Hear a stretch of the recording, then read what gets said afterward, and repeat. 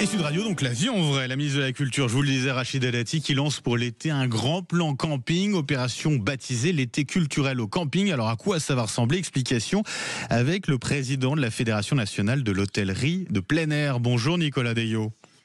Bonjour. Et merci d'être avec nous ce matin. Alors vous étiez un vendredi aux côtés de la ministre à Canet-en-Roussillon avec Rachida Dati. Concrètement, que vont proposer les campings cet été dans le cadre de ce plan gouvernemental? C'est quoi les activités qui seront au programme?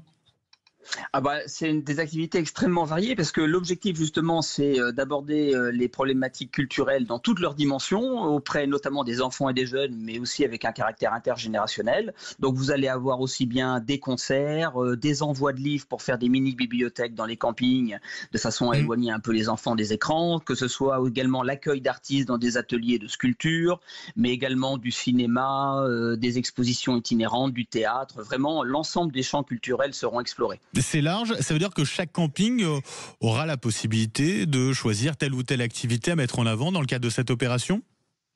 Alors, pas tous les campings, en réalité. Donc, le ministère s'était fixé comme objectif d'avoir à peu près 500 campings. Il a débloqué un budget d'un peu moins de 2 millions d'euros pour cela. En réalité, donc, on a fait un appel au peuple. Sur un peu plus de 7000 campings en France, c'est ça? Exactement. Donc, on a 1000 campings qui se sont portés spontanément candidats suite au sondage qu'on a envoyé. Et donc là, les directions régionales des affaires culturelles et le ministère vont faire une sélection des campings pour que ce soit réparti harmonieusement sur le territoire national. Pour en avoir un petit peu partout, voilà, aux quatre coins de la France. C'est une initiative gouvernementale ou vous-même, vous avez poussé déjà depuis quelques temps au niveau des campings? Alors, on a évidemment des travaux autour de la culture depuis plusieurs années avec le ministère déjà, notamment pour permettre un rapprochement entre les campings et les musées. Mais là, c'est une vraie initiative du ministère, c'est une vraie volonté de la ministre d'ailleurs, qui s'était donné pour objectif d'une part d'apporter la culture dans la ruralité et d'autre part de pouvoir rapprocher la culture des populations qui en sont éloignées.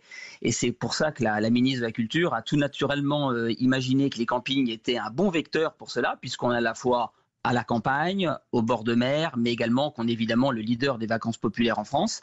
Et donc pour cette raison-là, elle a voulu que la culture soit une fête dans les campings cette année. C'est vraiment sa volonté ministérielle. Parce que l'idée, le sous-entendu, c'est qu'il n'y avait pas assez d'activités culturelles, pas assez de culture dans les campings? Alors si, depuis toujours, il y a évidemment un rapprochement naturel entre les campings et la culture. D'ailleurs, beaucoup de campings organisent tous les ans notamment des concerts. Une grosse partie des artistes locaux font des concerts dans les campings depuis toujours. Mais là, l'idée, c'est vraiment d'apporter la culture sous un angle qui n'est peut-être pas exploré. Justement, on parlait des arts vivants, on parlait de la culture, on parlait du théâtre, on parlait de la sculpture, etc. Avec le centre des musées nationaux également donner la possibilité aux campeurs d'aller découvrir les monuments environnants ou d'aller découvrir les musées. Vous savez qu'il y a beaucoup de Français qui n'ont jamais mis les pieds dans un musée. Eh bien, l'idée, c'est de les encourager à oser pour découvrir de nouvelles expériences. Vous l'avez dit, donc initiative, plan financé donc par l'État. Ça veut dire qu'on parle ici d'activités, il faut insister là-dessus, qui sont gratuites. C'est ça, c'est totalement gratuit.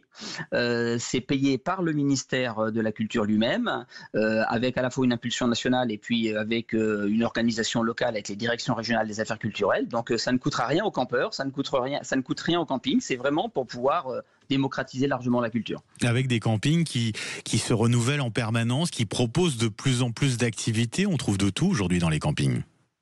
Ah, exactement, tout à fait. Nous, il y a évidemment de nombreux équipements qui sont offerts aux campeurs, mais également de nouveaux services et de nombreuses animations. Mais là, l'idée, justement, c'est de les teinter de manière un petit peu différente, d'explorer des choses qu'on n'a peut-être pas encore testées.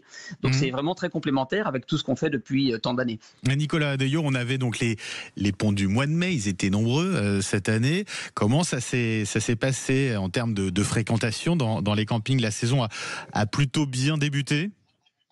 Alors cette année, le printemps va être à peu près au même niveau que celui de l'année dernière, par contre avec une répartition temporelle complètement différente. L'année dernière, on a eu un mois de mai absolument exceptionnel parce que la structure du calendrier était très particulière, avec notamment le 8 mai qui touchait l'Ascension.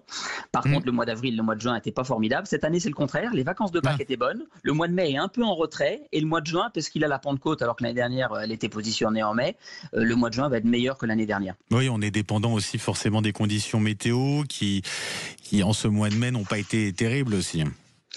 Alors, cette année, c'est quand même mieux. Le printemps 2024 était assez chaotique sur le plan météo, notamment sur la moitié nord. Cette année, on sent que c'est mieux. C'est mieux. C'est beaucoup mieux. Et des prévisions déjà pour l'été? Vous avez parlé du mois de juin qui devrait être pas mal, qui s'annonce pas mal. Sur juillet et août, on a déjà quelques retours? Alors oui, tout à fait. Dans les intentions de réservation et les réservations qui sont déjà enregistrées, on constate que le mois d'août est encore un peu meilleur que l'année dernière. Par contre, le mois de juillet est encore un peu en retrait. Il y a sans doute de belles affaires à faire encore avec les derniers stocks. On va se retrouver sur un cœur d'été à peu près au même niveau que l'année dernière, peut-être supérieur si la météo est bonne. Et ben voilà, Nicolas Deyot, un grand merci d'avoir été avec nous ce matin sur Sud Radio. Je rappelle, vous êtes président de la FNHPA, c'est la Fédération nationale de l'hôtellerie en plein air. Merci à vous et passez une très belle journée.